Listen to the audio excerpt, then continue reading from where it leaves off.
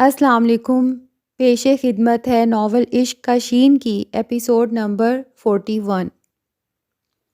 اس بار ارجمند بہت دکھی ہوئی۔ عبدالحق کی کوئی بھی محرومی اسے کب گوارا تھی، اور یہ تو بہت بڑی محرومی تھی۔ نماز پڑھنے والا کوئی شخص ایک نماز سے بھی محروم ہو جائے تو یہ اس کے لیے بہت بڑا غم ہوتا ہے، جبکہ یہاں تو تہجد بھی تھی۔ ارجمند عبدالحق کے دکھ کو محسوس کر سکتی تھی۔ ایک معمول اگر ٹوٹ جائے تو آدمی کو لگتا ہے کہ پچھلے کیے کرائے پر پانی پھر گیا ہے۔ وہ ہفتے کی رات تھی۔ معمول کے مطابق وہ دونوں قرآن فہمی کے لیے بیٹھے، لیکن دونوں ہی ارتکاز سے محروم تھے۔ دونوں ہی اس معاملے پر گفتگو سے گریزاں تھے، اور دونوں یہ بھی سمجھتے تھے کہ اس پر بات کرنا ضروری ہے۔ مسئلہ یہ تھا کہ بات شروع کون کرے اور بات کس طرح شروع کی جائے۔ بالآخر ارجمند نے ہی بات شروع کی اور عبدالحق کی دلجوئی سے شروع کی۔ آغا جی، دل چھوٹا نہ کریں اور پریشان نہ ہوں، اس نے کہا۔ حالانکہ بات پریشانی ہی کی ہے۔ بے شک، لیکن میں اور آپ، ہم اس معاملے میں کچھ بھی نہیں کر سکتے تو پریشانی بیکار ہی ہوئی نا۔ اب سوچوں پر کس کا اختیار ہے؟ کوئی بچ سکتا ہے پریشان ہونے سے؟ جی، بچ سکتا ہے۔ اللہ کا ذکر، قرآن اور نماز اس سے بچاتی ہے۔ لیکن کبھی ایسا بھی ہوتا ہے کہ پریشانی کی وجہ سے نماز پڑھنا تک آسان نہیں رہتا آدمی کے لیے۔ جسے معلوم ہو کہ اس کے سوا کوئی پناہ نہیں، وہ بار بار کی ناکامی کے باوجود اسی طرف کوشش کرتا رہتا ہے۔ بالآخر اللہ خوش ہو کر اس کی پریشانی دور کر دیتا ہے اور اسے یکسوئی عطا کر دیتا ہے۔ تم ٹھیک کہہ رہی ہو، بندے کے پاس اس کے سوا چارہ ہی کیا ہے؟ بس اللہ سے رجوع کرتے رہنا ہے، عبدالحق نے کہا۔ لیکن اس مسئلے پر بھی تو غور کرنا چاہیے۔ یہ مسئلہ ہے کیا؟ آپ کیا سمجھتے ہیں؟ مجھے تو اس معاملے میں بھی اللہ کی ناراضی ہی نظر آتی ہے۔ آزمائشیں بھی ہوتی ہیں آغا جی، مگر شاید میں اس قابل نہیں۔ میں تو ہمیشہ اللہ کو ناراض کرنے والا کام کرتا ہوں۔ ارجمند نے اس پر بہت غور کیا تھا، لیکن اس کی سمجھ میں ایسی کوئی بات نہیں آئی تھی جو اللہ کی ناراضی کا سبب ہو۔ یہ تو بہت اچھی بات ہے آغا جی، آدمی کو ہر لمحہ، ہر معاملے میں اللہ سے ڈرنا چاہیے، وہ بولی۔ لیکن ناراضی کا سبب تلاش کرنا بھی ضروری ہے۔ سبب تو جب اللہ کی رحمت ہوگی تو سمجھ میں آئے گا۔ اس وقت تو میرے سامنے سزا ہے، اس پر غور کر سکتے ہیں ہم۔ اور سزا کیا ہے؟ ارجمند نے پوچھا۔ تم نہیں سمجھیں؟ ارجمند نے نفی میں سر ہلایا۔ سزا یہ ہے کہ میں تمہاری قربت سے محروم کر دیا گیا ہوں۔ اس کا مطلب ہے کہ اللہ مجھ سے بھی ناراض ہے۔ یہ کیسے کہہ سکتی ہو تم؟ میں بھی آپ کی قربت سے محروم کر دی گئی نا؟ عبدالحق نے شکایتی نظروں سے اسے دیکھا۔ یہ تمہاری محرومی کہاں ہے؟ اس کے لہجے میں بھی شکایت تھی۔ تم تو پہلے ہی اس سے دستبردار ہو گئی تھیں، تمہارے لیے اس کی اہمیت ہی کہاں تھی؟ ارجمند اس کا جواب دینا چاہتی تھی، وہ کہنا چاہتی تھی کہ وہ تو اس محرومی کا تصور بھی نہیں کر سکتی تھی۔ وہ خود ہی اللہ کی محبت کے نام پر دنیا ترک کرنے پر تلا ہوا تھا، ورنہ اس نے تو صرف اس سے اپنے تعلق کو بچانے کے لیے احسار کیا تھا۔ اب یہ تو اس کا دل ہی جانتا تھا کہ اس نے کتنی بڑی قربانی دی تھی۔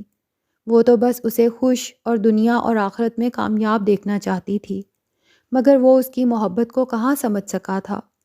وہ یہ بھی کہہ سکتی تھی کہ جسے وہ اب اپنی محرومی اور اپنی سزا قرار دے رہا ہے، اس کے نزدیک اس کی اہمیت ہی کب تھی؟ 2 سال کے عرصے میں اسے یہ نعمت اس نے دی ہی کتنی تھی؟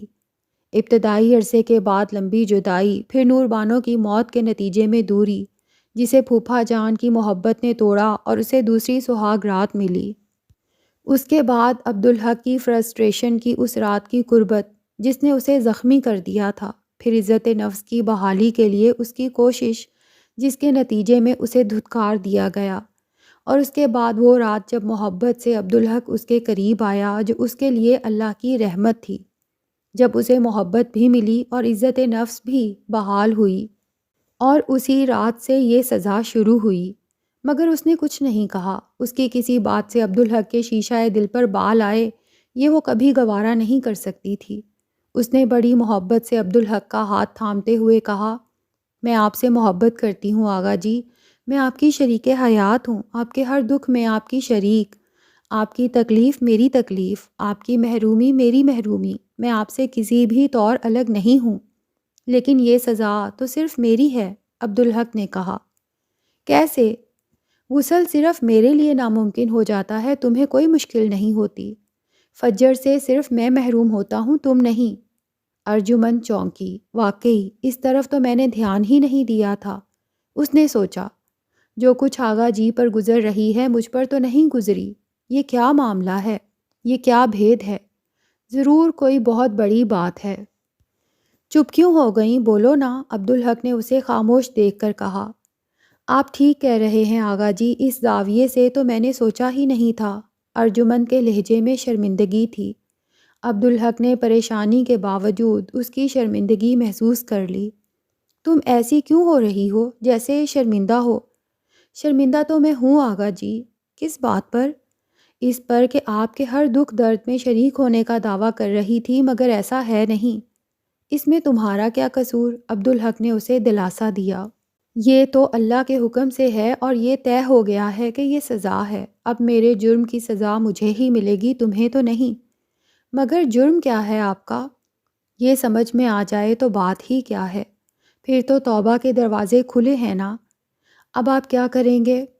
اللہ سے دعا کروں گا کہ جس عمل کی یہ سزا ہے مجھے اس کی آگہی عطا فرما دے، تاکہ میں عملی طور پر اس کا ازالہ کرنے کی کوشش کروں، اور اس کے علاوہ اپنے تمام معلوم نامعلوم گناہوں پر توبہ کروں گا، جس میں یہ نامعلوم گناہ بھی شامل ہوگا جس کی یہ سزا ہے۔ میں بھی اللہ سے بہت دعا کروں گی آپ کے لیے۔ جزاک اللہ۔ عبدالحق خود کو کچھ ہلکا پھلکا محسوس کرنے لگا۔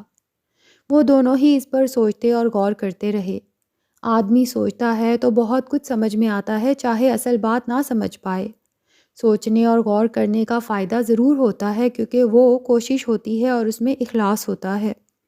عبدالحق تو اپنے آغاز سے ہی سوچنے اور غور کرنے والا تھا، اور اللہ کی رحمت پر تو کبھی نہ کبھی ہر انسان غور کرتا ہے۔ دنیا کا نظام قائم ہی اس رحمت کے دم سے ہے۔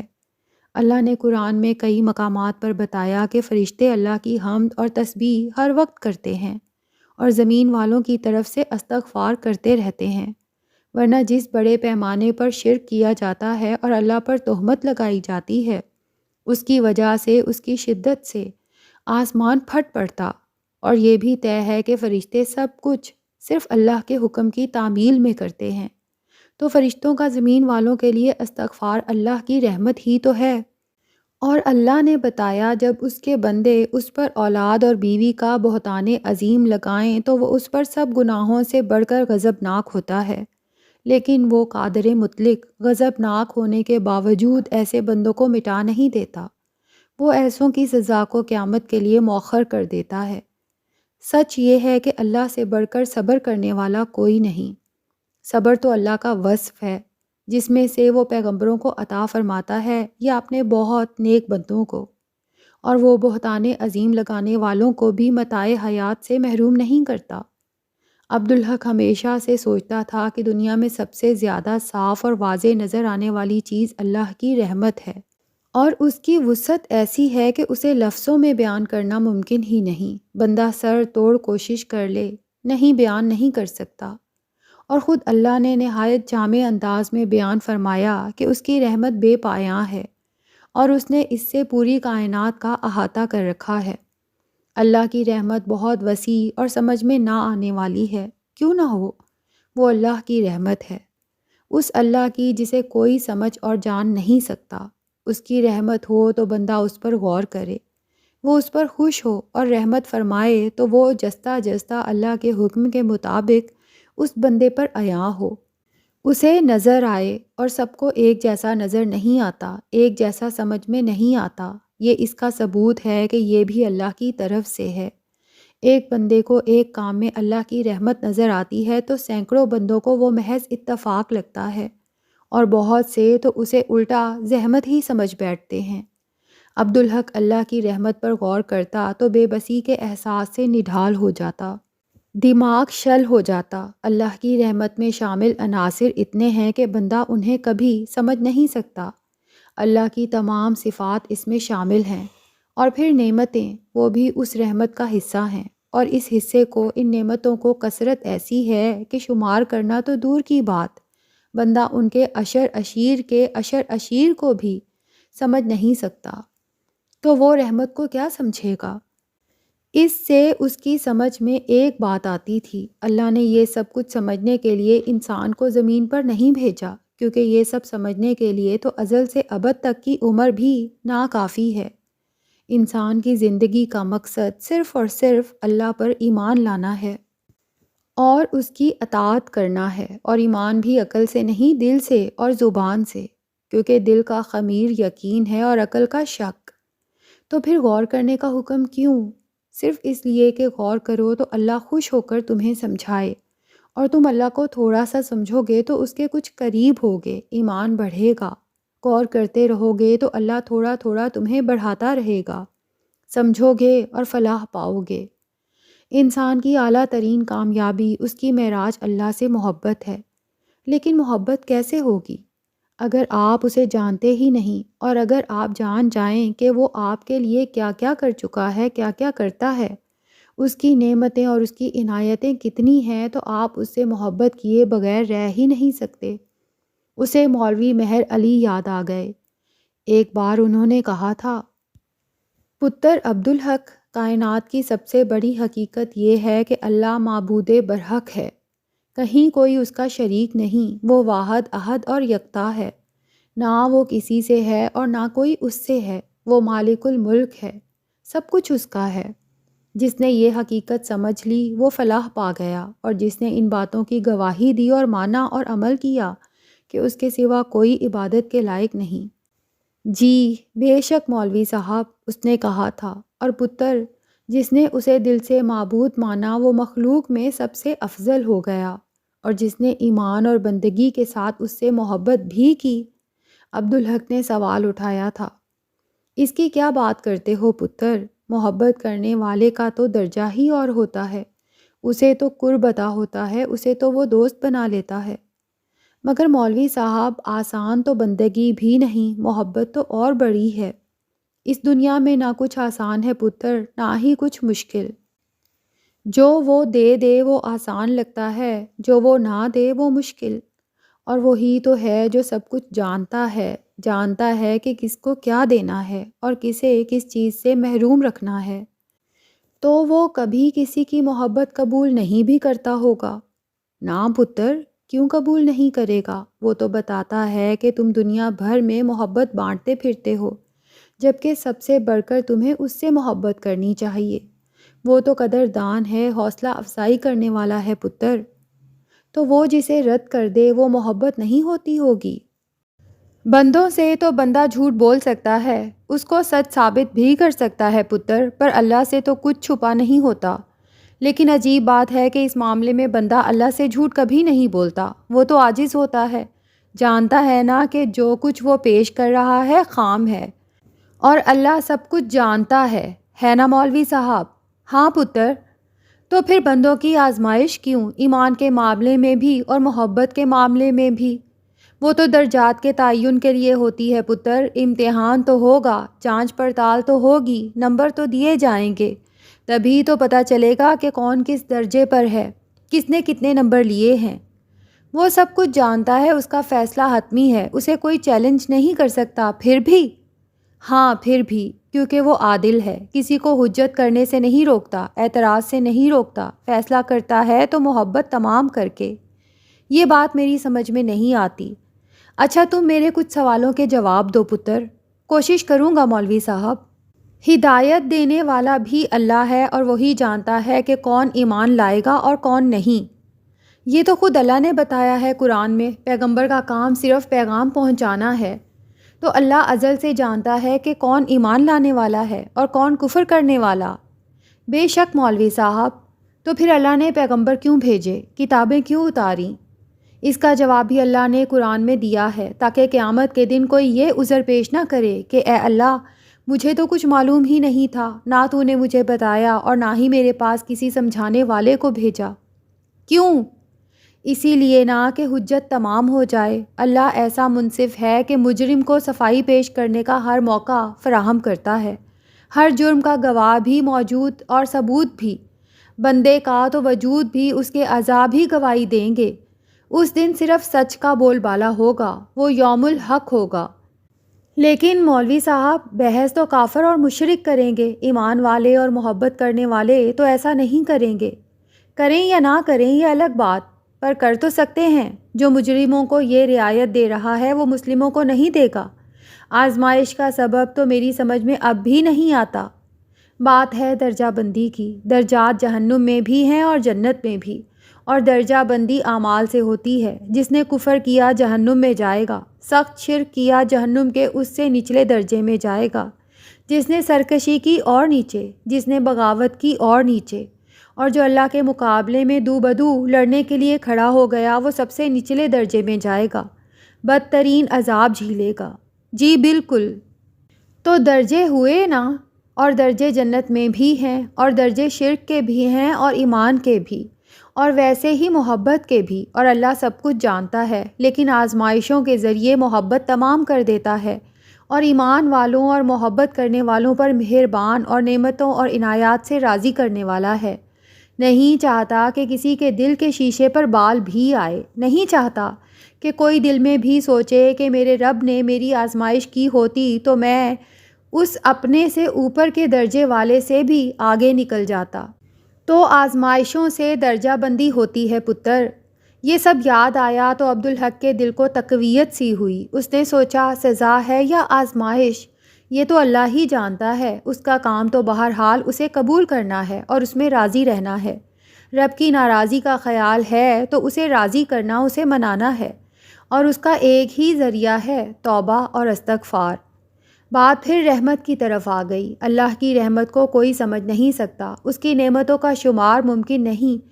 اس کی مغفرت بھی اس کی رحمت کا ہی حصہ ہے، اور اس کی مغفرت کا دامن اتنا وسیع ہے کہ روئے زمین پر قیامت تک پیدا ہونے، جینے اور مرنے والے تمام انسانوں کے گناہ وہ مغفرت ڈھانپ سکتی ہے۔ اللہ اللہ، یعنی روئے زمین پر زندگی گزارنے والے اور گزار کر جانے والے اربوں انسانوں کے گناہ اللہ کی رحمت کے سامنے ترازو میں پاسنگ کی حیثیت بھی نہیں رکھتے۔ عبدالحق کا بے بسی کا احساس ایک پل میں ہوا ہو گیا۔ ایسی رحمت کے سامنے مایوسی کیسی؟ پہلی بار اس کی سمجھ میں آیا کہ بندہ تو اپنے گناہوں کو بھی نہیں سمجھ پاتا، جو بے حد و بے حساب ہونے کے باوجود اللہ کی عطا کی ہوئی نعمتوں کی تعداد کے سامنے بالکل بے حیثیت ہوتے ہیں، اور اللہ کی رحمت کے سامنے تو وہ نہ ہونے کے برابر ہیں۔ تو وہ جسے یہ احساس ہے کہ اللہ اس سے ناراض ہے، اپنی پوری کوشش کے باوجود اپنے اس گناہ کو یاد نہیں کر پا رہا جو اللہ کی ناراضی کا سبب ہے، تو وہ اللہ کی نعمتوں کو اور اس کی رحمت کو کیسے سمجھ سکتا ہے؟ اور اللہ کی رحمت اور مغفرت کیسی ہے؟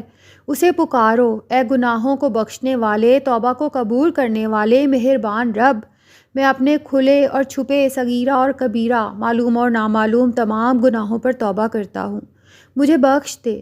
اور اگر تم سچے ہو تو ایک پل میں تمہارا رب تمہیں نوزائیدہ بچے کی طرح پاک اور معصوم کر دے گا۔ اللہ اللہ، معلوم گناہ تو 10-20 ہی ہوں گے، اور نامعلوم گناہ تو سمندر کے جھاگوں سے بھی زیادہ ہو سکتے ہیں۔ یہ بات اس کے لیے خوشی اور طمانینت کا باعث تھی کہ اس بار وہ خوف اور غم سے نڈھال نہیں ہوا، وہ ہراساں بھی نہیں ہوا کہ اس کیفیت میں نہ کچھ سجھائی دیتا ہے نہ دکھائی دیتا ہے۔ اس بار اللہ کی رحمت اس کے ساتھ تھی، وہ سکون سے سب کچھ سوچ اور سمجھ رہا تھا۔ اس نے سمجھ لیا تھا کہ ارجمن کی قربت اللہ کی طرف سے اس کے لیے ممنوعہ ٹھہری ہے۔ اس نے سمجھ لیا کہ وہ آزمائش ہو یا سزا یہ اللہ جانتا ہے، اور اسے اس سے کچھ فرق نہیں پڑتا۔ بنیادی بات یہ ہے کہ اس کو قبول کر لینا ہے۔ پیغام بالکل صاف اور واضح ہے۔ نفس آدمی کے ساتھ نہ لگا ہوتا تو دنیا میں اطاعت کرنے والوں کی تعداد بہت زیادہ، کہیں زیادہ ہوتی۔ ایک وجہ یہ بھی ہے کہ اللہ نے حکم دینے کے بعد اس پر عمل کرنے یا نہ کرنے کے معاملے میں آدمی کو آزادی عطا کر دی ہے، اور آدمی عام طور پر نفس سے ہار جاتا ہے۔ اس معاملے پر غور کیا تو وہ اس نتیجے پر پہنچا کہ اللہ نے اس معاملے میں آزادی تو اسے بھی دی ہے، مگر ذرا سختی کے ساتھ۔ وہ نہیں جانتا وہ نفس سے ہار جاتا ہے تو غسل اس کے بس میں نہیں، اور اس کے نتیجے میں وہ تہجد اور فجر سے محروم ہو جاتا ہے۔ اب نفس سے ہار جانا تو بہت آسان ہے، البتہ نماز سے محرومی پر دکھ اور پچھتاوا اللہ کی رحمت ہے، لیکن بار بار یہ سب کچھ ہونے کی صورت میں وہ دکھ اور پچھتاوا کم ہوتے ہوتے بالکل ختم ہو جائے گا اور وہ اس محرومی کو قبول کر لے گا۔ یہ انسان کی فطرت ہے۔ اس بے پرواہی ہی کی وجہ سے تو وہ نفع سے نقصان کی طرف جاتا ہے۔ عبدالحق کا وجود تھرا گیا۔ نہیں، میں انشاءاللہ ایسا نہیں ہونے دوں گا۔ میں نے فیصلہ سمجھ لیا اور قبول کر لیا، لیکن میں کمزور ہوں، اس لیے اللہ سے استقامت کی دعا بھی کروں گا، اور اگر میں اپنے فیصلے پر قائم رہا تو یہ اللہ کی رحمت ہوگی، اور اگر میرے نفس نے مجھے زیر کر لیا، میں اپنے نفس سے ہار گیا تو اس کے ذہن میں سوال ابھرا تو وہ خسارہ اٹھانے والوں میں شامل ہو جائے گا۔ اس کے اندر سے فوراً ہی جواب ابھرا اور وہ خسارہ بڑھتا ہی چلا جائے گا۔ ابھی تو وہ صرف فجر سے محروم ہوا ہے، بات اس سے آگے بھی جا سکتی ہے، ظہر بھی، پھر عصر بھی، اور ممکن ہے کہ وہ پورے دن غسل سے محروم رہے۔ اس پر لرزہ چڑھ گیا۔ اگر اللہ نے اسے غسل سے محروم ہی کر دیا تو؟ نہیں، انشاءاللہ ایسا نہیں ہوگا۔ اللہ نے اس پر رحمت فرمائی ہے، اپنے حکم کو سختی سے اس پر نافذ کیا ہے۔ یہ تو مقام شکر ہے۔ اللہ نے اس کے لیے اس سے بچنے کی راہ نہیں چھوڑی، اور اگر وہ اسے قبول نہیں کرتا تو پھر یہ عام خسارہ نہیں ہوگا، وہ تو رائندہ درگاہ ہو جائے گا۔ اس کا خوف دور ہو گیا۔ وہ اٹھا، اس نے پہلے شکر کے 2 نفل پڑھے کہ اللہ نے اس پر رحمت فرمائی، پھر اس نے قضائے حاجت کے لیے 2 نفل پڑھے اور اللہ سے استقامت کی دعا کی۔ نماز پڑھ کر وہ اٹھا تو پرسکون تھا۔ ارجمن بھی اس سلسلے میں غور کرتی رہی تھی۔ اس کے سمجھ میں آ گیا کہ یہ معاملہ غیر معمولی نوعیت کا ہے۔ پہلی بار جب عبدالحق نے پانی کے برف جیسا ٹھنڈا ہونے کی شکایت کی تھی تو اس کے خیال میں یہ کوئی خاص بات نہیں تھی۔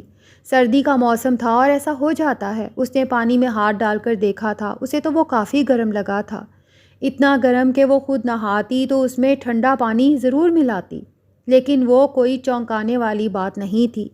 ہر شخص کے جسم کی ضرورتیں دوسرے سے مختلف ہوتی ہیں۔ جو پانی اسے گرم لگ رہا تھا وہ عبدالحق کو کم گرم لگ سکتا تھا اور حمیدہ کو تو وہ ٹھنڈا ہی لگتا، مگر اس پر اسے تشویش ہوئی کہ عبدالحق کو وہ برف جیسا ٹھنڈا لگا۔ یہ بات تو کوئی بھی نہیں کہہ سکتا تھا۔ بہرحال ایسا بھی ہوتا ہے کہ کبھی کسی کی جسمانی ضرورتیں تبدیل بھی ہو جاتی ہیں۔ سردی میں بھی ٹھنڈے پانی سے نہانے والوں کو اچانک گرم پانی کی ضرورت محسوس ہوتی ہے۔ وہ اور گرم پانی لے کر آئی، اسے ملانے کے بعد تو وہ اس کے نزدیک کھولتا ہوا پانی تھا۔ وہ عبدالحق سے کہنا چاہتی تھی کہ اتنا گرم پانی تو جسم پر آبلے ڈال دے گا، لیکن اس نے کہا نہیں، بس دل میں اللہ سے عبدالحق کے لیے عافیت طلب کرتی رہی۔ اور پھر اسے عبدالحق کی چیخ سنائی دی تو اس نے یہی سمجھا کہ وہ گرم پانی کی وجہ سے چیخا ہے، لیکن عبدالحق نے بتایا کہ اسے وہ پانی بھی یخ بستہ لگا ہے، تو وہ پریشان ہو گئی کہ معاملہ پراسرار ہے، اور عبدالحق کو سردی چڑھ گئی تھی۔ بعد میں عبدالحق کے کندھوں پر آبلے دیکھ کر اسے احساس ہوا کہ اس کا اندازہ درست تھا، پانی کھولتا ہوا ہی تھا، لیکن عبدالحق کے جسم کو وہ یخ بستہ لگا تھا۔ اس کے باوجود آبلے پڑ گئے تھے، جن کا احساس عبدالحق کو بعد میں تکلیف کی وجہ سے ہوا۔ اس نے سوچا کہ خیال کی طرح یہ معاملہ بھی مشتبہ ہے، اللہ کی طرف سے ہے یا شیطان کی طرف سے۔ پہلے تو یہ اسے شیطان کی کارروائی لگی کہ وہ میاں بیوی کے درمیان تفرقہ ڈالنے کی اپنی سب سے بڑی کامیابی سمجھتا ہے۔ اس نے سوچا کہ اب جب کہ عبدالحق اس کی طرف راغب ہو رہا ہے تو شیطان اسے دور کرنے کی سازش کر رہا ہے، اور جب عبدالحق اس روز فجر سے محروم ہو گیا تو اسے یقین ہو گیا کہ یہ شیطان ہی ہے۔ وہ تو دوہرا کھیل تھا جس کا انجام ہر طرح سے شیطان کو پسند آتا، یا تو اس کے اور عبدالحق کے درمیان جسمانی تعلق منقطع ہو جاتا یا عبدالحق نماز سے دور ہو جاتا، لیکن نہ جانے کیا بات تھی کہ اس کا دل اس تجزیے کو قبول نہیں کر رہا تھا۔ پھر اگلی بار اسے عبدالحق کی قربت نصیب ہوئی تو معاملہ برعکس تھا اور صورتحال وہی تھی۔ موسم بدل گیا تھا، عبدالحق نے اسے گرم پانی کو منع کر دیا تھا، لیکن اس بار شاور کا ٹھنڈا پانی عبدالحق کو کھولتا ہوا لگا۔ ارجمند نے اس پانی کے نیچے ہاتھ رکھا تو اسے وہ خوشگوار لگا، لیکن عبدالحق نے اس کے سامنے ہی چیخ مار کر اپنا ہاتھ کھینچ لیا۔ عبدالحق نے اسے اپنا کندھا دیکھنے کو کہا۔ اسے یقین تھا کہ وہاں آبلے پڑ گئے ہوں گے، لیکن ایسا کچھ نہیں تھا۔ بہرحال عبدالحق کے کندھوں میں جلن ہوتی رہی جو آہستہ آہستہ معدوم ہو گئی۔ فجر کی نماز سے وہ اس بار بھی محروم ہو گیا۔ پہلی بار کو بمشکل صحیح بہرحال اتفاق سمجھا جا سکتا تھا، لیکن جب وہی کچھ دوبارہ ہوا تو احساس ہو گیا کہ صورتحال سنگین ہے۔ ارجمند کو بھی احساس ہو گیا کہ اس کا دل ٹھیک کہہ رہا تھا اور اس کا تجزیہ غلط تھا۔ اس کی دلیل یہ تھی کہ دونوں بار عبدالحق کی فجر کی نماز قضا ہوئی تھی، لیکن ظہر سے پہلے اسے غسل کرنا نصیب ہو گیا تھا۔ اگر شیطان کے بس میں ہوتا تو وہ اسے ہمیشہ کے لیے غسل اور نماز دونوں سے محروم کر دیتا۔ کچھ نہیں تو وہ عبدالحق کو غسل کے معاملے میں اس قدر خوفزدہ کر دیتا کہ ناپاکی ہمیشہ کے لیے اس پر مسلط ہو جاتی۔ اس بار انہوں نے اس پر بات کی۔ عبدالحق بہت پریشان تھا اور وہ اس کی دلجوئی کی کوشش کر رہی تھی۔ عبدالحق کا خیال تھا کہ اللہ اس سے ناراض ہے اور یہ اس کے لیے سزا ہے، جبکہ اس کے خیال میں یہ آزمائش تھی۔ اس نے تنہائی میں عبدالحق کی بات پر بہت غور کیا، لیکن اسے ناراضی کا کوئی سبب سجھائی نہیں دیا۔ عبدالحق اس کی فہم کے مطابق اللہ کی اطاعت کا شعار بنتا تھا۔ اللہ نے اپنی رحمت سے اسے اپنا خوف بھی عطا فرمایا تھا، تبھی تو اسے ہر بات میں اللہ کی ناراضی کا خیال ہوتا تھا۔ اپنے ایسے بندے سے جس پر وہ اتنا فضل فرماتا ہو ایسے کہاں خفا ہوتا ہے؟ وہ تو اپنے عام بندوں سے بھی اتنی آسانی سے خفا نہیں ہوتا۔ وہ تو بہت بخشنے والا اور مہربان ہے۔ اس کا خیال تھا یہ محرومی دونوں کے لیے ہے اور سزا بھی، لیکن عبدالحق نے ٹھیک کہا۔ وہ تو پہلے ہی اللہ کو گواہ بنا کر اپنے ہر حق سے دستبردار ہو چکی تھی، اب تو اس کا حق بھی اس کے حق میں اللہ کے لیے انعام تھا، اور آزمائش یا سزا وہ جو بھی تھی صرف عبدالحق کے لیے تھی، کیونکہ غسل اس کے لیے تو دشوار نہیں کیا گیا تھا اور نہ ہی وہ نماز سے محروم ہوئی تھی۔ پھر اس پر اسے خیال آیا کہ وہ اپنے حق سے دستبردار کیوں ہوئی تھی؟ صرف اس لیے کہ عبدالحق نے اللہ کی محبت میں اسے ترک کرنے کا فیصلہ کر لیا تھا۔ تو کیا اللہ اب عبدالحق کو یاد دلا رہا تھا اپنی محبت کا دعویٰ اور اس کا ارادہ؟ اس کے دل میں یقین ابھرا کہ بات یہی ہے، اور غور کرنے پر اس کی سمجھ میں آیا کہ عبدالحق نے کیا غلطی کی ہے۔ اللہ کو یہ دونوں باتیں بہت ناپسند ہیں کہ اس کے بندے اس کی حرام کی ہوئی کسی چیز کو اپنے اوپر حلال کر لیں اور اس کی حلال قرار دی ہوئی کسی نعمت کو اپنے اوپر حرام کر لیں، اور عبدالحق نے یہی تو کیا تھا۔ خواہ اس کی نیت کتنی ہی اچھی رہی ہو، تو اللہ نے اس کی پاداش میں اسے عبدالحق سے خود دور کر دیا تھا۔ اس کا دل غم سے بھر گیا۔ عبدالحق اللہ کی ناراضی کا سبب جاننا چاہتا تھا اور وہ اسے بتا سکتی تھی۔ اس نے سوچا مجھے آغا جی کو یہ بات بتانی چاہیے، لیکن وہ ڈر گئی۔ قوی امکان اس بات کا تھا کہ یہ جاننے کے بعد عبدالحق اسے آزمائش قرار دے کر اسے چھوڑ دے گا اور وہ اس کے نام سے بھی محروم ہو جائے گی۔ یہ وہ گوارا نہیں کر سکتی تھی۔ دوسرے، وہ اپنے لفظوں سے عبدالحق کو اپنے سامنے ہلکا اور شرمندہ بھی نہیں کر سکتی تھی۔ تاہم اس نے سمجھ لیا کہ اب یہ اس کی ذمہ داری ہے کہ عبدالحق کو اس کے کمزور لمحوں میں بھی بہکنے نہ دے، اسے روک دے، اور اس نے فیصلہ کیا کہ وہ ایسا ہی کرے گی۔ عبدالحق کو کبھی اس سے انکار نہیں رہا تھا کہ اس نے اپنی پوری زندگی میں ارجمند سے خوبصورت اور حسین کوئی لڑکی نہیں دیکھی، لیکن یہ بھی وہ پوری سچائی سے کہہ سکتا تھا کہ محرومہ نور بانو سے زیادہ پرکشش اسے کبھی کوئی نہیں لگا تھا، اور وہ یہ بھی جانتا تھا کہ نور بانو حسین تو کیا بمشکل قبول صورت تھی۔ کبھی وہ اس پر حیران بھی ہوتا۔ ارجمند کا بے پناہ حسن نگاہوں کے لیے دل نواز تھا۔ اس کو دیکھ کر جی نہیں للچاتا تھا، بلکہ پاکیزگی کا احساس ہوتا تھا۔ دل میں اچھی سوچ ابھرتی تھی۔ وہ اللہ کی منائی کو دل میں ہی سبحان اللہ کہہ کر بے ساختہ داد دیتا۔ میر انیس کا شعر پہلی بار پوری طرح اس کی سمجھ میں آیا تھا۔ پڑھیں درود نہ کیوں دیکھ کر حسینوں کو، خیال صنعت سانع ہے پاک بینوں کو۔ لیکن نور بانو خوبصورت نہ ہونے کے باوجود اسے بھڑکاتی۔ وہ جیسے آگ تھا اور وہ تیل۔ اس کو دیکھ کر اس کے وجود میں نفسانی خواہشیں مچلنے لگتیں۔ اس کی دید میں سکون نہیں تھا، فتنے تھے۔ ارجمند کو دیکھ کر وجود میں روشنی اور ٹھنڈک پھیلتی، اور نور بانو کو دیکھ کر آگ بھڑک اٹھتی۔ وہ خدا کا شکر ادا کرتا کہ وہ اس کی بیوی ہے، ورنہ بہت بڑی آزمائش بلکہ فتنہ بن جاتی اس کے لیے۔ اللہ کی رحمت کہ وہ دونوں ہی اس کی بیویاں تھیں، اور وہ جانتا تھا کہ شروع ہی سے وہ حسن پرست ہے۔ اس کی سمجھ میں یہ بات نہ آئی کہ پھر حسین ترین ارجمند اس پر اثر انداز نہیں ہوتی، جبکہ واجبی شکل و صورت کی نور بانو اسے پاگل کر دیتی ہے۔ پھر اس کی سمجھ میں یہی آیا کہ کشش زیادہ بڑی چیز ہے، اور کشش اللہ کی طرف سے ہوتی ہے۔ مگر اب اچانک ایک بڑی تبدیلی آ گئی تھی۔ ارجمن میں اسے اس سے کہیں زیادہ کشش محسوس ہونے لگی جتنی نور بانو میں محسوس ہوتی تھی۔ یہ بات اس کے لیے اتنی ناقابل فہم بھی نہیں تھی۔ اس نے ارجمن کو ناقدانہ نظروں سے دیکھا۔ یہ بات یقینی تھی کہ وہ تبدیل ہوئی تھی۔ وہ پہلے سے بہت زیادہ خوبصورت ہو گئی تھی۔ اس نے پہلے والی ارجمن کا تصور کیا اور اس کا سامنے موجود ارجمن سے موازنہ کیا تو یہ بات واضح ہو گئی، اور وہ تبدیلی قدرتی بھی تھی اور فطری بھی۔ پہلے ارجمن لڑکی تھی، نودیدہ کلی جیسی، اور اب وہ ایک شگفتہ مہکتا ہوا پھول بن چکی تھی۔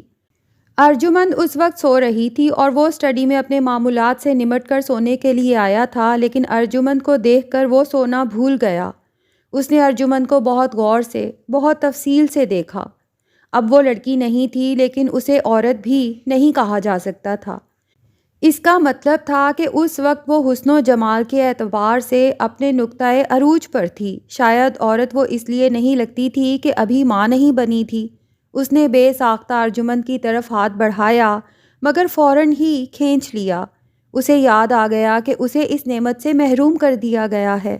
اس نے گھبرا کر منہ پھیر لیا اور آنکھیں بند کر کے سونے کی کوشش کرنے لگا، لیکن وہ عجیب بے پناہ کشش تھی، وہ اس سے محفوظ نہیں رہ سکتا تھا۔ اس نے آنکھیں کھولی اور سر گھما کر پھر اسے دیکھنے لگا۔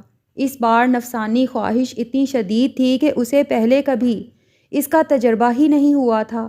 ایسا تو کبھی نور بانو کے معاملے میں بھی نہیں ہوا تھا۔ کئی بار اس نے ہاتھ بڑھایا، لیکن اندر سے اٹھنے والی تنبیہی آواز بے حد توانا تھی۔ اس نے ہاتھ کھینچ لیا۔ خواہش تند ہوتی گئی، ایسے میں آدمی ہار جاتا ہے۔ لیکن اس کے اندر ایک مزاحمت موجود تھی جو خواہش کی تندی کے ساتھ اس سے زیادہ بڑھ رہی تھی۔ اسے اپنی تہجد اور فجر کی پاسداری اور حفاظت کا خیال روک رہا تھا۔ اس نے گھبرا کر تسبیح شروع کر دی، لیکن وہ اسے دیکھنے سے خود کو نہیں روک سکا۔ اسے ایسا لگ رہا تھا کہ وہ سو نہیں سکے گا اور بالآخر تہجد سے تو محروم ہو ہی جائے گا، لیکن اسے پتہ بھی نہیں چلا اور اسے نیند آ گئی۔ کتنی دیر میں آئی یہ وہ نہیں کہہ سکتا تھا، بس وہ اللہ کی رحمت تھی۔ وہ تہجد کے لیے اٹھا، فجر بھی پڑھی، نماز میں ارتکاز اور حضوری کی کیفیت بھی تھی، لیکن اس کے بعد ارجمن اس کے سامنے آئی تو وہ بے خود ہو گیا۔ اس نے ارجمن کو ایسے دیکھا کہ پہلے کبھی نہیں دیکھا تھا۔ وہ خوبصورت اور پاکیزہ چہرہ، وہ اس کی شفاف اور روشن آنکھیں، وہ معصوم محبت بھری نگاہ، وہ دمکتی ہوئی پیشانی، وہ پھولوں کی طرح شگفتہ لب و رخسار، سبحان اللہ۔ پھر اس کی نگاہ نے نیچے کا سفر کیا اور وجود میں ایک شعلہ سا بھڑک اٹھا۔ دل سے اٹھی سبحان اللہ کی آواز دھیمی ہوتے ہوتے معدوم ہو گئی۔ سوچیں منتشر ہونے لگیں۔ پہلی بار اس کی سمجھ میں آیا کہ مکمل حسن کیا ہوتا ہے۔ وہ صرف چہرہ نہیں تھا، سراپا تھا۔ وہ صرف پری چہرہ نہیں تھی، نہایت خوش بدن اور متناسب الاعضاء بھی تھی۔ وہ ایک ایسے خوبصورت درخت کی طرح تھی جو نہایت خوبصورت اور خوش رنگ پھولوں اور پھلوں سے لدا ہوا ہو۔ یہ کیسے ممکن تھا کہ اس کی دیکھتی ہوئی نگاہوں کی حدت ارجمن تک نہ پہنچتی؟ کچھ یوں بھی وہ اس کے لیے بالکل نئی بات تھی، لیکن احساس ہونے کے باوجود اسے یقین نہیں ہو رہا تھا۔ اس نے نظریں اٹھا کر دیکھا اور حیران رہ گئی۔ عبدالحق کی آنکھوں میں مچلتی ہوئی خواہش تو بالکل واضح تھی اور وہ تسلسل اور وارفتگی سے اسے دیکھے جا رہا تھا۔ اس کی نظریں حیا کے بوجھ سے جھک گئیں، لیکن وہ اسے بہت اچھا بھی لگا۔ اس وقت کھانے کی میز پر حمیدہ نہیں تھی اور یہ غنیمت تھا۔ آغا جی ایسے کیسے دیکھ رہے ہیں مجھے؟ اس نے سرگوشی میں کہا۔ تو کیا ہوا؟ عبدالحق کا لہجہ ایسا تھا جیسے وہ کسی ٹرانس میں ہو۔ اس میں بے خودی تھی، جیسے اسے معلوم ہی نہ ہو کہ وہ کیا کہہ رہا ہے۔ آپ مجھے گھور رہے ہیں آغا جی؟ ارجمن کے لہجے میں ہلکی سی تنبیہ در آئی۔ تو کیا؟ عبدالحق کی کیفیت میں کوئی تبدیلی نہ آئی۔ دادی اماں آنے ہی والی ہیں، وہ دیکھیں گی تو کیا سوچیں گی؟ کیا سوچیں گی؟ وہ جو بھی سوچیں گی اس پر مجھے اتنی شرم آئے گی کہ شاید میں ان کے سامنے کبھی نظر نہ اٹھا سکوں، ارجمن نے سرد لہجے میں کہا۔ آپ کا مجھے پتہ نہیں، لیکن آپ شرمندہ نہ ہوئے تو اس پر مجھے حیرت ہوگی۔ اس بار عبدالحق بری طرح چونکا۔ اس کی پلکیں جھپکیں اور اس نے ادھر ادھر دیکھا۔ اس وقت حمیدہ آتی نظر آئی۔ وہ سنبھل کر بیٹھ گیا۔ تو نے ناشتہ شروع نہیں کیا پتر؟ حمیدہ نے قریب آ کر کہا، پھر وہ کرسی پر بیٹھ گئی۔ آپ کے بغیر کیسے کروں اماں؟ چل اب تو میں آ گئی نا۔ لیکن عبدالحق کو ناشتے میں کوئی رغبت نہیں تھی۔ بار بار اس کی نظریں ارجمند کی طرف اٹھتیں، مگر وہ فوراً ہی نظر نیچی کر لیتا۔ دفتر میں بھی عبدالحق کا یہی حال رہا۔ ارجمند کا سراپا اس کی نگاہوں سے ہٹ ہی نہیں رہا تھا۔ ارجمند کی سمجھ میں بھی صورتحال آ گئی تھی۔ وہ جانتی تھی کہ یہ تو انسان کی فطرت ہے، ایسی فطرت کہ جب وہ ناسمجھ بچہ ہوتا ہے تبھی سے وہ روبہ عمل ہوتی ہے۔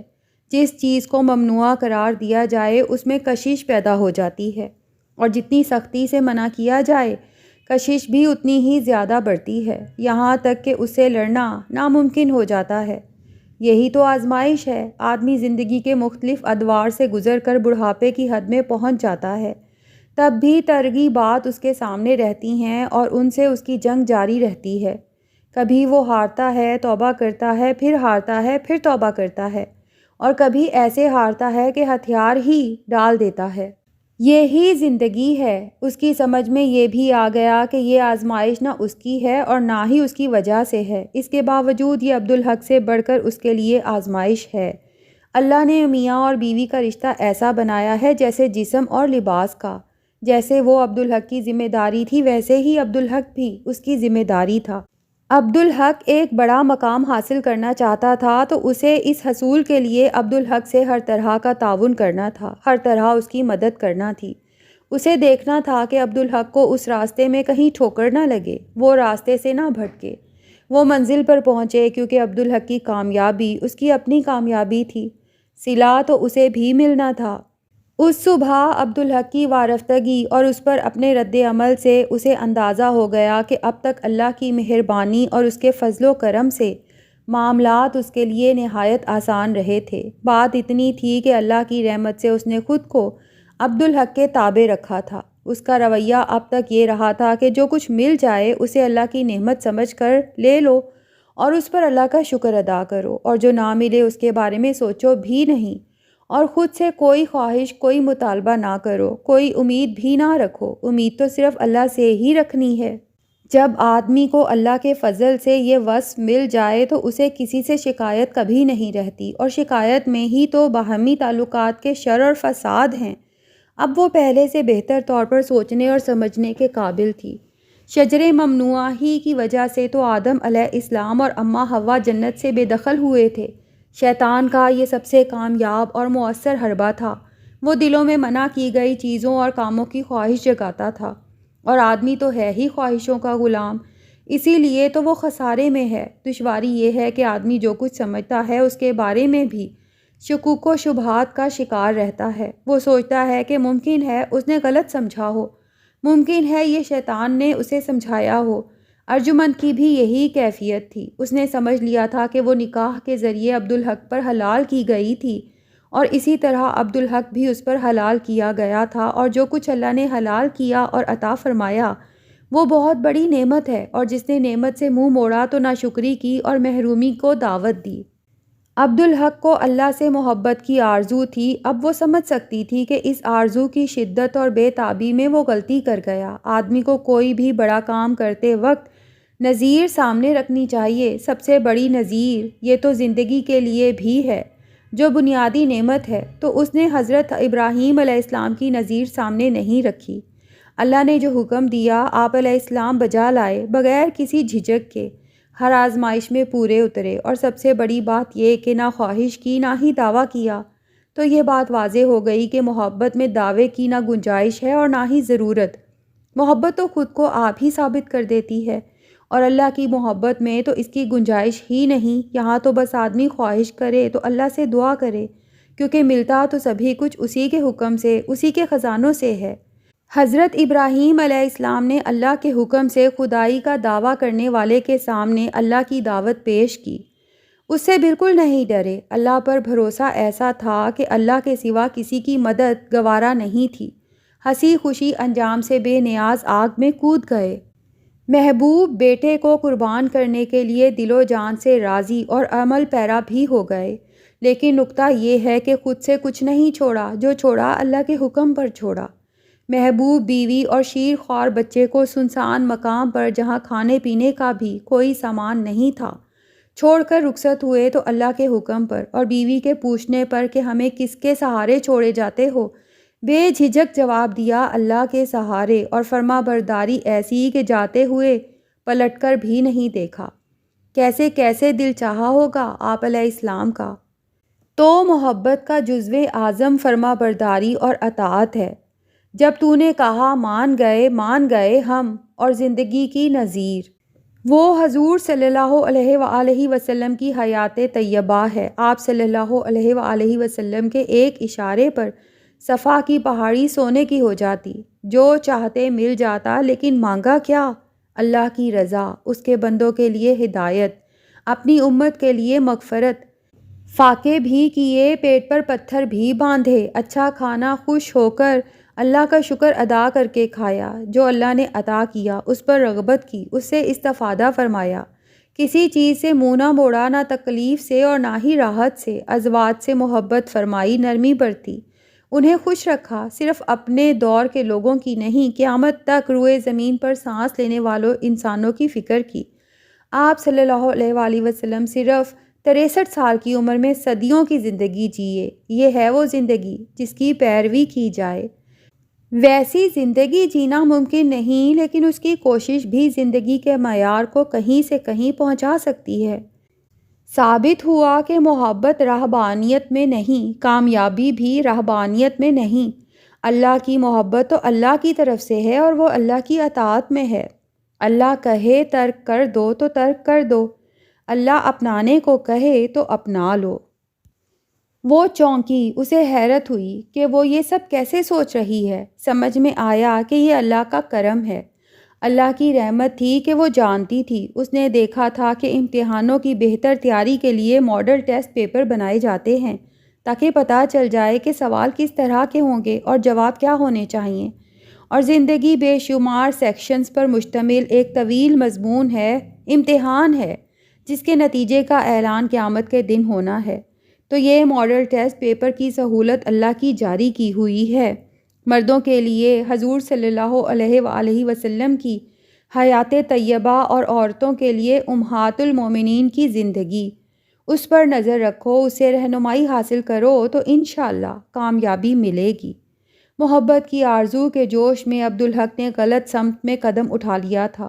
وہ ترک دنیا کی طرف چل پڑا تھا۔ وہ اللہ کی خاطر اللہ کی دی ہوئی نعمتوں سے منہ موڑ رہا تھا۔ اس نے اپنے قد سے بہت بڑا ارادہ کیا تھا اور شاید اللہ سے تائید طلب کیے بغیر کیا تھا۔ ایسے میں تو آزمائش بہت سخت ہوتی ہے، اور اب وہ اسے سزا سمجھ رہا تھا اور یہ بھی نہیں سمجھ پا رہا تھا کہ یہ کس جرم کی سزا ہے۔ سچ ہے، آدمی صرف اسی وقت کچھ سمجھتا ہے جب اللہ کی مرضی ہو، اور وہ جانتی تھی کہ یہ آزمائش ہے۔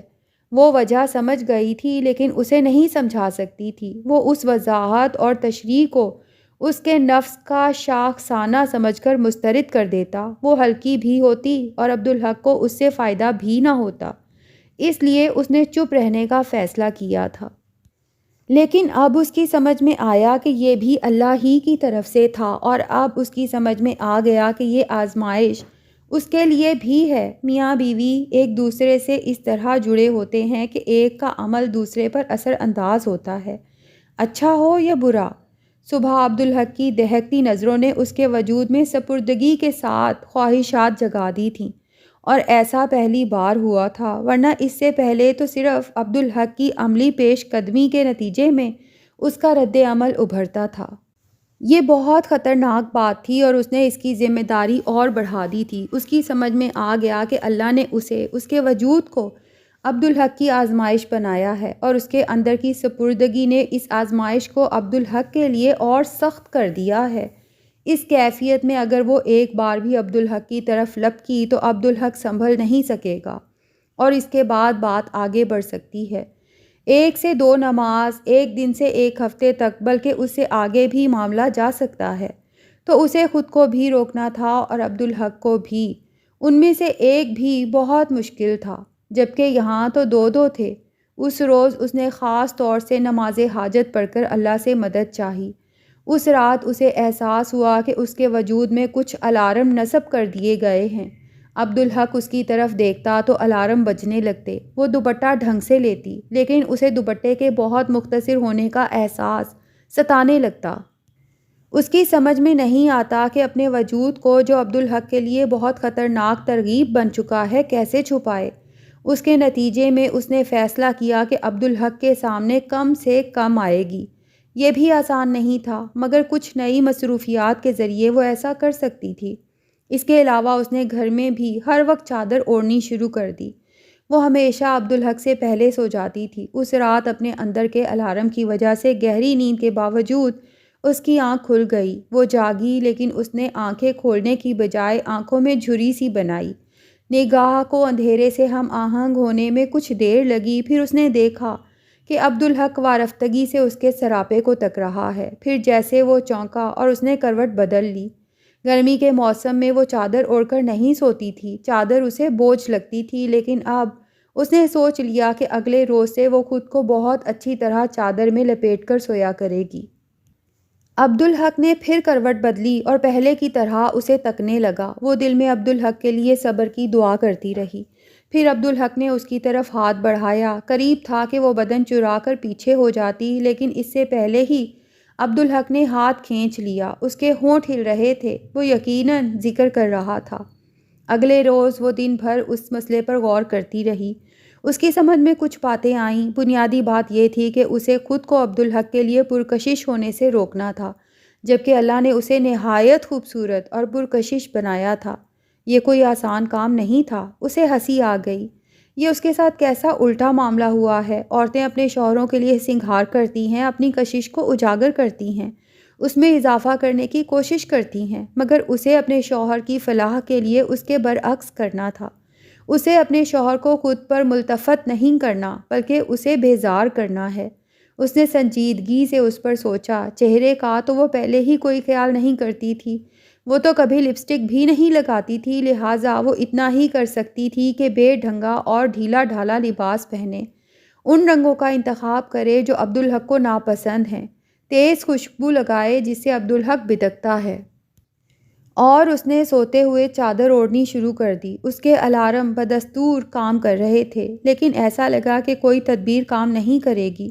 اس کی ہر کوشش ناکام رہی۔ ہر رات عبدالحق کی وہی کیفیت ہوتی اور جب بھی ایسا ہوتا ارجمند کی آنکھ کھل جاتی، مگر وہ عبدالحق پر یہ بات ظاہر نہ کرتی۔ وہ عبدالحق کی کشمکش دیکھتی۔ عبدالحق کی بے تاب خواہش اس کے اپنے اندر بھی فتنے جگا دیتی۔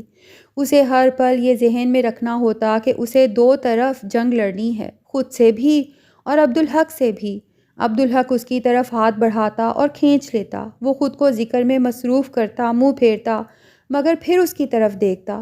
مگر ہر گزرتی رات کے ساتھ عبدالحق کا اس کی طرف ہاتھ بڑھانے میں تواتر آ رہا تھا۔ ارجمند نے سمجھ لیا کہ وہ وقت زیادہ دور نہیں جب عبدالحق اسے چھوئے گا اور اسے اس کو روکنا پڑے گا۔ وہ وقت ایک نہیں کئی زاویوں سے اس کے لیے سخت ہوگا۔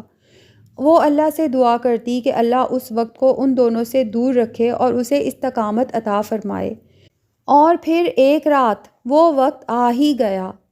ارجمند عبدالحق کے لیے بہت بڑی آزمائش بن گئی تھی۔ آزمائش تو انسان کے لیے ہوتی ہی سخت ہے، یا یوں کہیے کہ اللہ جب چاہے تو انسان کو کڑی سے کڑی آزمائش سے بچا لیتا ہے، اسے اپنے بندے کے لیے آسان کر دیتا ہے، اسے آسانی اور کامیابی کے ساتھ اس سے گزار دیتا ہے، اور جب چاہے کسی آزمائش کو اس کے لیے سخت کر دیتا ہے۔ وہ آزمائش اس کے لیے زیادہ کڑی تھی کہ ارجمند اس کی بیوی تھی، اس کے تصرف میں تھی اور اللہ کی طرف سے اسے اس پر ہر طرح کا حق حاصل تھا۔ ایسے میں خود کو روکنا آسان نہیں ہوتا۔ بس یہ خیال اسے بچا لیتا تھا کہ وہ اپنی نماز کی حفاظت کی جنگ لڑ رہا ہے، خود سے اور اپنے نفس سے۔ پھر اس نے ارجمند میں تبدیلیاں دیکھیں۔ پہلے ایسا ہوتا تو شاید اسے پتہ بھی نہ چلتا، کیونکہ وہ ارجمند کو غور سے کب دیکھتا تھا، لیکن اب تو اس کا جی چاہتا تھا کہ ارجمند ہر وقت سامنے رہے اور وہ اسے دیکھتا رہے، بلکہ اس کا تو جی چاہتا تھا کہ اور تصور میں تو وہ ہر وقت رہتی تھی، دفتر کے اوقات میں بھی۔ استغفار، نوافل، قرآن اور ذکر، شام سے رات سونے کے وقت تک وہ اور کچھ کرتا ہی نہیں تھا، بس ایک نور الحق کے معمول کے لیے وقفہ کرنا ہوتا تھا، اور سونے کے لیے وہ بیڈ روم میں جاتا تو آزمائش شروع ہو جاتی۔ اسے تو لگتا کہ وہ رات بھر سو ہی نہیں سکے گا، لیکن یہ اللہ کی بہت بڑی رحمت تھی کہ گھنٹے 1.5 گھنٹے کی کشمکش کے بعد بالآخر اسے نیند آ جاتی تھی۔ وہ اس پر خاص طور پر اللہ کا شکر ادا کرتا تھا۔ ایک رات اس نے معمول کے مطابق سر گھما کر دیکھا تو حیران رہ گیا۔ ارجمن پوری طرح چادر میں لپٹی ہوئی تھی۔ وہ جھنجھلا گیا، پہلے تو کبھی ایسا نہیں ہوا تھا۔ گرمی کے موسم میں تو ارجمن کو چادر سے الجھن ہوتی تھی، تو کیا وہ اب اسے دیکھنے سے بھی محروم ہو جائے گا؟ اس نے جھنجھلا کر سوچا۔ اس کا جی چاہا کہ وہ چادر نوچ کر پھینک دے، لیکن یہ بڑی بد تہذیبی کی بات ہوتی۔ اس کے دل نے اس خیال پر اسے ملامت کی اور وہ شرمندہ ہو گیا۔ اس سے ایک تبدیلی بہرحال آئی۔ اس کی شدت میں تو کمی ہوئی، لیکن جھنجھلاہٹ مستقل ہو گئی۔ پہلے اس کے اندر ارجمند کو حاصل کرنے کے لیے ہاتھ بڑھانے کی خواہش ابھرتی تھی، جبکہ اس رات وہ اس دشمن دید چادر کو نوچ پھینکنے کے لیے بار بار ہاتھ بڑھا رہا تھا۔ بہرحال اللہ کی رحمت سے کچھ دیر بعد اسے نیند آئی۔ اس نیند کا یہ بہت بڑا کمال تھا کہ وہ بہت گہری اور بھرپور نیند تھی، تازہ دم کر دینے والی۔ اس صبح اس نے دفتر کے لیے تیار ہوتے ہوئے ارجمن سے کہا، رات تم چادر اوڑھ کر سو رہی تھیں؟ جی آغا جی۔ خیریت تو ہے؟ طبیعت تو ٹھیک تھی؟ اس نے لہجے میں تشویش سموتے ہوئے پوچھا۔ جی بالکل ٹھیک تھی۔ تو پھر تمہیں تو چادر سے الجھن ہوتی تھی ہمیشہ؟ جی کوئی تبدیلی آئی ہے مجھ میں، ارجمن نے کہا۔ اب چادر اوڑھے بغیر نیند ہی نہیں آتی کسی طرح۔ اب عبدالحق اس سے یہ تو نہیں کہہ سکتا تھا کہ ایسا نہ کرو۔ اس کا نہ کوئی جواز تھا اور نہ ہی اس کا حق تھا۔ وہ چپ ہو گیا۔ اس بات کا تو اسے اندازہ نہیں ہو سکا کہ ارجمن اس کے سامنے آنے سے گریز کر رہی ہے، کیونکہ پہلے کبھی وہ اس پر دھیان ہی نہیں دیتا تھا۔ لیکن یہ اس کی سمجھ میں آیا کہ ارجمن میں واقعی کوئی بڑی تبدیلی آئی ہے، بہت کچھ بدل گیا تھا۔ اتوار کو وہ دونوں قرآن فہمی کے لیے بیٹھے تو اسے کچھ ناخوشگواریت کا احساس ہوا۔ غور کرنے پر اس کی سمجھ میں بھی آ گیا۔ یہ اتنی تیز خوشبو لگائی ہوئی ہے تم نے؟ اس بار اس کے لہجے میں کھلا اعتراض تھا۔ جی آپ کو بری لگ رہی ہے؟ بری تو نہیں، ناخوشگوار کہہ لو، عبدالحق نے کہا۔ لیکن تمہیں تو بہت ہلکی خوشبوئیں پسند تھیں۔ میں نے کہا تھا نا کہ مجھ میں کوئی تبدیلی آئی ہے، ارجمن نے سادگی سے کہا۔ آپ منع کرتے ہیں تو نہیں لگاؤں گی۔ میں نے منع تو نہیں کیا، عبدالحق نے مدافعانہ انداز میں کہا۔ تمہیں اچھی لگتی ہے تو میں کیوں تمہیں روکوں؟ اسے امید تھی کہ اس کی ناپسندیدگی سمجھ کر ارجمند خود ہی تیز خوشبو سے پرہیز کرے گی۔ شکریہ آغا جی۔ عبدالحق کو اس سے مایوسی ہوئی، لیکن وہ کچھ کہہ نہیں سکتا تھا۔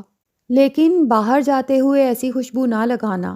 میں جانتی ہوں آغا جی، اس کا تو سوال ہی نہیں پیدا ہوتا۔ باہر جاتے ہوئے تو میں خوشبو لگاتی ہی نہیں۔ پھر عبدالحق کو احساس ہوا کہ تبدیلی ارجمن کے لباس میں بھی آئی ہے۔ وہ گہرے رنگ کے بڑے پھولوں والے کپڑے پہننے لگی تھی، جو بہت گنوار لگتے تھے۔ اسے حیرت ہوئی، کیونکہ ارجمن کو اس نے ہر معاملے میں ہمیشہ خوش ذوق پایا تھا، اور یہی نہیں، اب وہ کپڑے بہت ڈھیلے ڈھالے پہن رہی تھی۔ اس نے اس پر اسے ٹوک دیا۔ تنگ کپڑوں میں مجھے گھٹن محسوس ہوتی ہے آغا جی، ارجمن نے جواب دیا۔ مگر اتنے ڈھیلے کپڑے؟ مجھے اچھے لگتے ہیں، آرام ملتا ہے۔ اس کے بعد کچھ کہنے کی گنجائش ہی نہیں تھی، لیکن عبدالحق سوچتا ضرور رہا کہ ان سب چیزوں سے کتنا فرق پڑا ہے۔ ارجمن جیسی حسین لڑکی بھی اوسط درجے کی لگنے لگی ہے۔ ڈھیلا لباس اس کی خوبصورتی کو چھپا لیتا تھا۔ اسے احساس ہوا کہ ارجمن کی اس تبدیلی سے اسے فائدہ ہوا ہے، اس کی آزمائش ہلکی ہو گئی ہے۔ اسے دیکھ کر وہ جس طرح بھڑکتا تھا وہ کیفیت ختم ہو گئی ہے۔ اب کم از کم اس کا تصور اسے نہیں ستاتا تھا۔ دفتر میں بھی وہ سکون سے کام کرنے لگا تھا، لیکن رات کا معاملہ ویسا ہی تھا، بلکہ اور سنگین ہو گیا تھا۔ بستر پر لیٹنے کے بعد کم از کم 1 گھنٹے تک وہ حالت جنگ میں رہتا تھا، اور جنگ بھی ایسی کہ ہر لمحہ اسے ڈر رہتا کہ وہ ہارنے والا ہے، اور وہ جانتا تھا کہ یہ اللہ کی بہت بڑی رحمت اور کرم ہے کہ بالآخر اسے نیند آ جاتی ہے، اور محض نیند نہیں، بہت گہری اور پرسکون نیند۔ مگر ایک اور بات وہ جانتا تھا، ہر رات خواہش کی شدت بڑھ رہی تھی، اور اسی لحاظ سے اس کی مدافعت کم ہو رہی تھی۔ اس کے سوچنے کے انداز میں تبدیلی آ رہی تھی۔ وہ منطق کا سہارا لے رہا تھا۔ اس کے اندر یہ سوچ ابھرتی تھی کہ غسل کے معاملے میں دوبارہ جو کچھ ہوا وہ محض اتفاق تھا، ضروری نہیں کہ ہمیشہ ایسا ہی ہوتا رہے۔ وہ جانتا تھا کہ یہ سوچ اس کی خواہش کا ہتھیار ہے، وہ اس سے لڑتا تھا، لیکن یہ بھی جانتا تھا کہ بالآخر اسے ہار جانا ہے، اور جب دل میں یہ خیال جڑ پکڑ لے تو آدمی ہار ہی جاتا ہے، اور وہ ہار گیا۔ اس نے ارجمند کو جگایا جو پہلے ہی جاگ چکی تھی۔ کیا بات ہے آغا جی؟ مجھے تمہاری ضرورت ہے، مجھ سے ضبط نہیں ہوتا، میں تمہیں چاہتا ہوں۔ اس کی آواز لرز رہی تھی۔ نہیں آغا جی، یہ مناسب نہیں ہوگا، ارجمند نے بڑی لجاجت سے کہا۔ تم مجھے انکار کر سکتی ہو؟ عبدالحق بپھر گیا۔ نہیں کر سکتی، پھر بھی کر رہی ہوں۔ یہ کیسی منطق ہے؟ منطق نہیں، یہ حقیقت ہے آغا جی، اور میں انکار اپنی وجہ سے نہیں، آپ کی وجہ سے کر رہی ہوں۔ میں بچہ ہوں کہ تم میری فکر کرو؟ دیکھیں آغا جی، آپ کو ہر طرح کی خوشی اور آسودگی فراہم کرنا میرا فرض ہے، لیکن آپ کے اور اللہ کے تعلق کی حفاظت کی فکر کرنا بھی میرا فرض ہے۔ آپ جس بلند مقام کی خواہش کرتے ہیں، میں آپ کو اس سے بھی اوپر دیکھنا چاہتی ہوں، اور اس کے لیے کچھ بھی کر سکتی ہوں، کچھ بھی چھوڑ سکتی ہوں۔ آپ جانتے ہیں کہ میں آپ سے محبت کرتی ہوں۔ آپ اس وقت جو چاہتے ہیں وہ میرے لیے اعزاز بھی ہے اور بہت بڑی خوشی بھی۔ میں عورت ہوں، میری حیا آپ کو یہ بتانے سے روکتی ہے، مگر آپ کی محبت مجھے آپ کو یہ بتانے پر مجبور کرتی ہے۔ تو میں آپ کو بتا دوں کہ ضبط صرف آپ نہیں کر رہے، میں بھی کر رہی ہوں۔ لیکن تم تو… ارجمند نے تیزی سے اس کی بات کاٹ دی۔ میں جانتی ہوں کہ آپ کیا کہیں گے، مگر میں آپ سے کہتی ہوں کہ جو کچھ ابھی میں نے کہا اس پر اللہ میرا گواہ ہے۔ اب آپ چاہیں تو میری بات کو رد کر دیں۔ عبدالحق جھرجھری لے کر رہ گیا۔ اس میں تو کوئی شبہ نہیں کر سکتا تھا، ارجمند ویسے بھی جھوٹ نہیں بولتی تھی۔ اس پر اللہ کو گواہ بنانا اور اس کی محبت سے تو وہ واقف ہی تھا۔ اچھا، ہم اس پر بات تو کر سکتے ہیں، اس نے دھیمے لہجے میں کہا۔ ضرور، میرا خیال ہے کہ ہمیں اس پر تفصیل سے بات کر لینی چاہیے، ارجمند نے کہا اور اٹھ کر بیٹھ گئی۔ عبدالحق تو پہلے ہی بیٹھا ہوا تھا۔ آپ مجھے بتائیں کہ آپ کیا سوچتے ہیں اس سلسلے میں؟ پہلے تم بتاؤ کہ تم مجھے کیوں روکتی ہو؟ آپ جانتے ہیں پھر بھی مجھ سے پوچھ رہے ہیں، ارجمند کے لہجے میں شکایت تھی۔ میں نہیں چاہتی کہ آپ کے ساتھ پھر وہی کچھ ہو، آپ نماز سے محروم ہوں، آپ کو پھر اسی ذہنی اور جسمانی اذیت سے گزرنا پڑے۔ میں بھی یہ نہیں چاہتا، عبدالحق نے پرخیال لہجے میں کہا۔ لیکن کبھی کبھی میں سوچتا ہوں کہ جو کچھ میرے ساتھ ہوا وہ اتفاق بھی تو ہو سکتا ہے۔ آپ نفسانی خواہش کے زیر اثر ایسا سوچ رہے ہیں، یہ شیطان کا طریقہ کار ہے۔ وہ اسی طرح آدمی کو گھیرتا اور اکساتا ہے، توجیہ و تعویل کے ذریعے، منطق کے ذریعے۔ یہ کیسی بات کی تم نے؟ عبدالحق بھڑک گیا۔ شیطان تو اس رشتے، اس تعلق کا سب سے بڑا دشمن ہے۔ بے شک ایسا ہی ہے، لیکن شیطان کے ہر وار کے پیچھے ایک مقصد ہوتا ہے، انسان سے اللہ کی نافرمانی کرانا۔ لیکن اس میں اللہ کی نافرمانی ہے کب؟ یہ تو اللہ کی حلال نعمت ہے۔ آپ بھول رہے ہیں، ارجمند نے نہایت نرم لہجے میں کہا۔ پچھلی بار ہمارے درمیان اس پر بات ہوئی تھی، ہم دونوں ہی اس پر متفق تھے کہ وجہ کوئی بھی ہو اللہ ہمیں اس سے روک رہا ہے۔ میں نے اسے آزمائش سمجھا تھا اور آپ نے اللہ کی ناراضی، تو اس صورت میں یہ اللہ کا حکم ہی ہوا نا؟ عبدالحق لاجواب ہو گیا۔ اپنی کہی ہوئی بات سے وہ کیسے انکار کر سکتا تھا؟ اب مجھے لگتا ہے کہ وہ میری جذباتیت تھی، اب مجھے لگتا ہے کہ وہ محض اتفاق تھا، اور میں کہتی ہوں کہ یہ سوچ آپ کے نفس کا فریب ہے۔ اس بار بھی وہی کچھ ہوا تو میں اسے حقیقت تسلیم کر لوں گا۔ ارجمند چند لمحے سوچتی رہی۔ اور وہی کچھ ہوا تو اب پہلے سے زیادہ ڈپریشن ہو جائے گا، یہ میں نہیں چاہتی۔ جو بھی ہو، میں ایک بار اور آزمانا چاہتا ہوں۔ دیکھیں آغا جی، صبر میں عافیت ہے، اللہ کی رضا ہے، ارجمند نے اسے سمجھایا۔ عبدالحق جھنجھلا گیا۔ میری سمجھ میں نہیں آتا کہ تم مجھے کیوں روک رہی ہو؟ اس لیے روک رہی ہوں کہ یہ سزا یا آزمائش جو کچھ بھی ہے، میں اسے آپ کے ساتھ شیئر نہیں کر سکتی۔ یہ صرف آپ کے لیے ہے، غسل آپ کے لیے باعث اذیت بنتا ہے، نماز صرف آپ کی قضا ہوتی ہے، میرے ساتھ ایسا کچھ نہیں ہوتا۔ اس لیے روکتی ہوں کہ بعد میں ایک طرف تو میں آپ کی تکلیف اور دکھ پر کڑھوں گی تو دوسری طرف میرے ضمیر پر بوجھ ہوگا کہ میں نے خود غرضی کا مظاہرہ کیا۔ تم نے مجھے سمجھا لیا لیکن میں ماننے والا نہیں۔ ارجمن پھر سوچ میں پڑ گئی۔ پھر چند لمحے بعد اس نے سر اٹھایا اور بولی، اچھا تو میری ایک بات مان لیں۔ بولو۔ آج رہنے دیں، کل سہی۔ یہ کہتے ہوئے اس کی نظریں جھک گئیں۔ چلو ٹھیک ہے، بس اب آپ سو جائیں۔ دوستو، اس کے ساتھ ہی آج کی ایپیسوڈ یہیں پہ ختم ہوتی ہے۔ آپ سب سے معذرت چاہتی ہوں، گلا بہت خراب ہے جس کے باعث جو ایپیسوڈ ریکارڈ کی ہے وہ بہت عجیب سی آواز میں ہو گئی ہے، لیکن امید ہے کہ نیکسٹ ایپیسوڈز بہتر آواز کے ساتھ آپ کے ساتھ شیئر کر سکوں گی۔ اپنا بہت خیال رکھیں اور مجھے بھی اپنی دعاؤں میں یاد رکھیں۔ اس کے ساتھ ہی آپ سے اجازت چاہوں گی۔ جلد ہی ملتے ہیں ایک نئی ایپیسوڈ کے ساتھ۔ اللہ حافظ۔